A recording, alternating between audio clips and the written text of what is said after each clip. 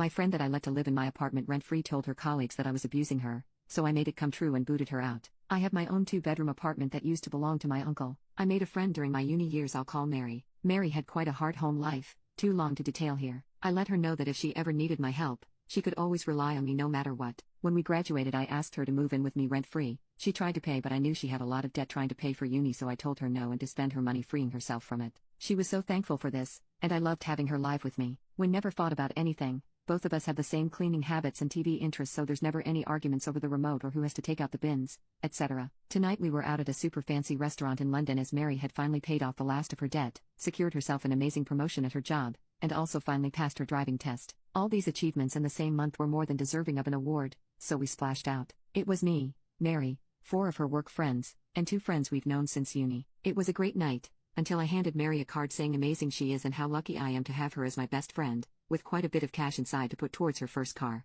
She started crying and thanking me and we hugged for a long time. When she pulled away I told her I was so proud of her for kicking life in the butt, becoming successful, and showing her dad that his dickhead ways couldn't keep her down. After how she'd struggled through uni, pushing pennies together, and working poop jobs, seeing her in her dream career and being such an accomplished woman is absolutely inspiring to me. She looked mad and said, "Please don't do that. You know I don't like it when you do that." She'd never said anything like this to me, ever, so I have no idea where this was coming from. I apologized and said that I didn't realize saying these things would upset her as it's never been my intention. She just scoffed and rolled her eyes, and when I looked up at her colleagues they were all shaking their heads at me and glaring. I felt so awkward I wanted to shrink back into my own skin, and I was mortified that I hurt Mary. Mary didn't talk to me for the rest of the night and ignored me at the table. When we split up to head home, none of her colleagues even looked at me as they left. I said sorry to Mary as she was heading to her room to turn in, but she just shrugged me off, told me she was tired and that we'll talk in the morning. I'm so anxious that she'll want to move out or never talk to me again. I keep going over every interaction in my head to see if I crossed a line in the past, but she never gave any indication that I upset her saying these things before.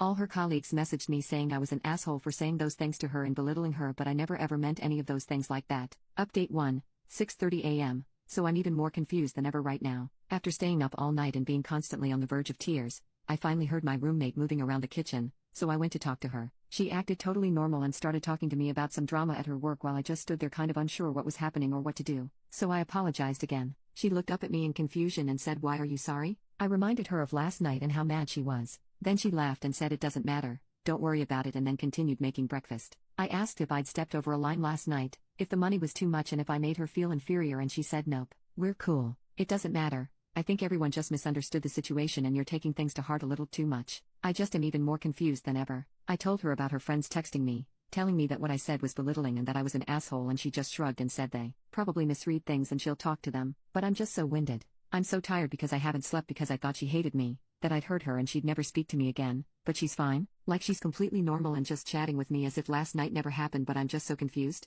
After seeing so many Uda comments I thought I'd really crossed a line this time, but she's not fazed at all. She seemed too upset, ignored me for the rest of the night, and her coworkers treated me like a criminal, but everything's okay I guess? I don't know anymore. I'm tired and I'm going to sleep, but things still seem unresolved to me. I'm going to talk to her about it when she comes back from work today because her reaction still really bothers me. Update 2, 10 a.m.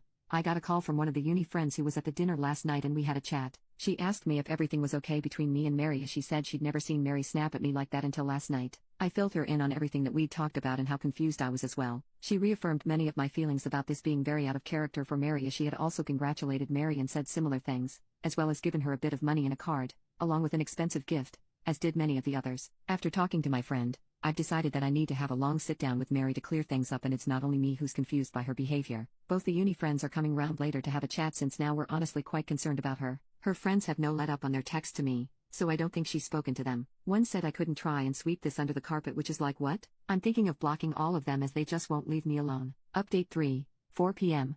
I talked to both of them when they came round in the afternoon and they both denied any of that. The one I had spoken to earlier on the phone, we'll call Claire, said she'd call one of the work colleagues that she knows slightly well in order to clear things up. Let's call the colleague Jane. Jane turned up at the flat and instantly looked pissed. I almost wanted to hide behind the kitchen counter when she came in glaring daggers at me. We all sat down and I let Jane know that I'd spoken to Mary about last night and that she was fine, but I was still confused. Jane then laughed and said, "Oh, don't try that poop with me. You can't just pretend now that you've been exposed in public." The three of us looked at her without saying a word as we were all confused now. Claire asked her what she meant and Jane said that she knew how I really treated Mary. We both asked her to elaborate, and she stood up and went on this tirade about how I apparently regularly abuse and belittle Mary, then intimidate her into saying nothing about it and put on a smile for others. I wasn't sure whether to laugh or cry at this point. She then showed me her text with Mary where Mary wrote to her in distress about being locked in her room because I was having a meltdown about her making friends at work, something that never happened. Claire and my other friend took the phone and looked through the messages as well, and I had to stop reading them as they all said stuff about how Mary was afraid of me and that I trapped her here and was extorting rent out of her. It all just leaves me numb and dead inside.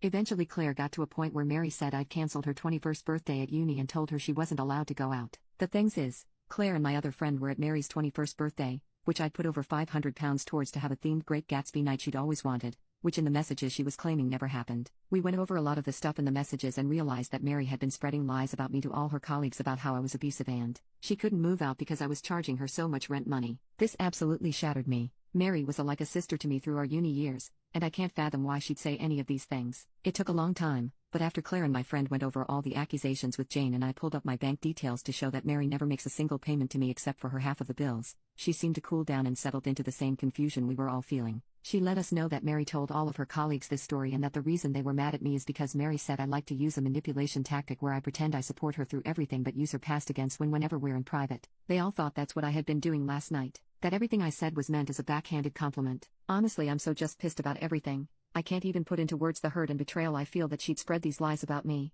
For what reason? What benefit? I could never lift a finger to hurt her, but she tells everyone at her work that I isolate her from the world? Claire had to calm me down as I couldn't stop crying no matter what I did for ages. It was quite embarrassing, but I just couldn't do anything else. Now I'm a little more level-headed, still mad but not crying anymore. I don't even want to look at Mary again. My friends have told me not to make hasty decisions. Even Claire said she was disgusted by the things Mary was saying about me in the text when everyone knows them not to be true. I know that I probably won't be able to clear my name with her colleagues, but I don't really care about that. I just want to know why Mary said those things about me. Jane went quiet by the end of our discussion and left without saying much, so I don't know what that means for me in her eyes. My two friends are staying with me for the rest of the day until Mary comes home. We've all got a lot of questions for her to answer. Final update, 10:15 p.m. When she got home and saw the three of us watching television, she got excited and said she'd make popcorn, but Claire took the lead and told her to sit down. She looked confused but complied. Claire led everything.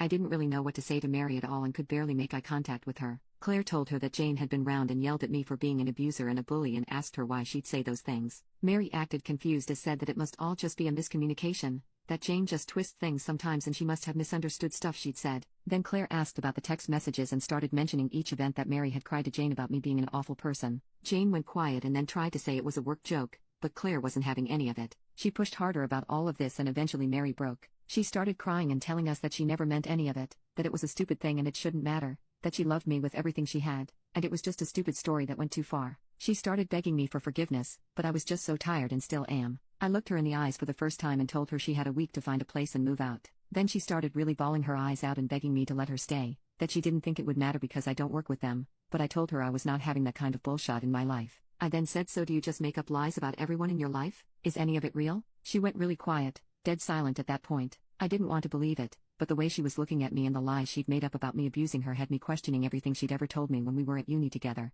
about her dad beating her mum, about her being homeless from 16 until they divorced. I then told her to get her mum on the phone and she panicked and begged me not to. Claire then realized where I was going with this and asked her if everything we'd ever been told about her dad had been true, and she cracked and said she may have embellished a few things. I'm so effing fuming at this point. Who the F makes up this kind of twisted poop? For what benefit? I can't even write everything that was said as it just resorted into a screaming match between all four of us as we learned that Mary's tragic life story had been nothing but a concoction to gain sympathy from others. Her parents are divorced but there was no abuse involved, they just fell out of love and split. I had to learn this by calling her mother myself later on to get clarity. I'd never said a word to her mom about anything in the past because Mary had warned me against it. She said I could always be open with her about everything as she wasn't ashamed, but her mom was sensitive and didn't want to talk about it. So it turns out my best friend is a master manipulator and probably always has been. I am so tired and exhausted of this whole nightmare. This will be my last update as I'm done. I came here seeking help and advice to find a way to mend a mistake I'd made with a trusted friend, but it turns out that last 7 years have been built on a lie. I'm effing done. With Mary, with everything. I don't want to see her again.